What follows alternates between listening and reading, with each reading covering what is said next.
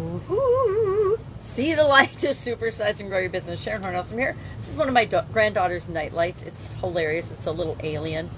My son-in-law kind of thinks aliens are fascinating, so it changes color. It's very fun. It's rechargeable. So it's a great little night light for her bedroom. It's actually pretty bright and fun. And so it helps her see the light if she wakes up at night and is scared. So that is our see the light prop for today.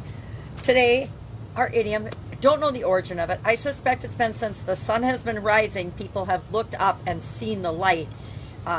Not sure when it became metaphorically used, but for probably centuries, just like many of the idioms that we talk about. See the light, of course, means to gain an understanding, to have an aha, an epiphany, to realize something, especially after, to realize it suddenly, especially after maybe misunderstanding something or having something wrong or having the wrong idea about something or having the wrong definition of something. That's why we talk about an idiom every day, because things mean different things to different people. We want to be consciously thinking about, well, what does this mean to me? How could I use it to build and grow and supersize my business? So how can we use seeing the light, having an epiphany or an understanding of something that we want to understand more fully or that we maybe didn't understand properly in the past, that can help us build and grow and supersize our business? For me, I'll share how I do it, and then you can think about the ways that you do it and share in the comments below so that we can learn from one another.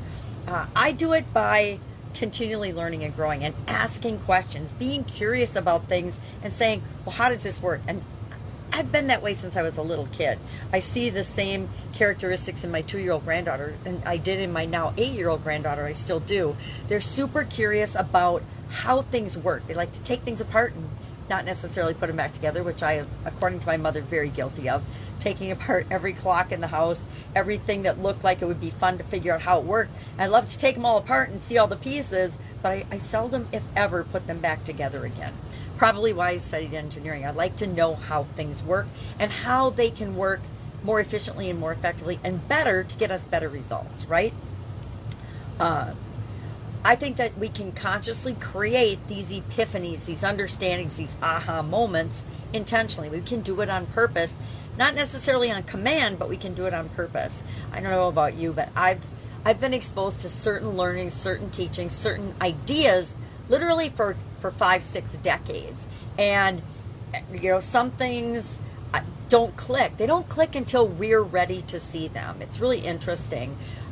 The saying, when the student is ready, the teacher appears. It is so true. When we're ready to take advantage of an opportunity or to take a next step, the exact tools and resources and opportunity we need show up in our life. Now, I like to believe that they're around us all the time, but we don't see them. We're not even able to see them until we're ready, which is part of seeing the light.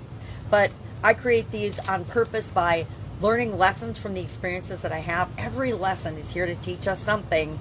And if we're open to finding the lesson in it, even the painful things that happen in our business and in our life will show us maybe what not to do next time or what to do better next time, more of, less of, etc.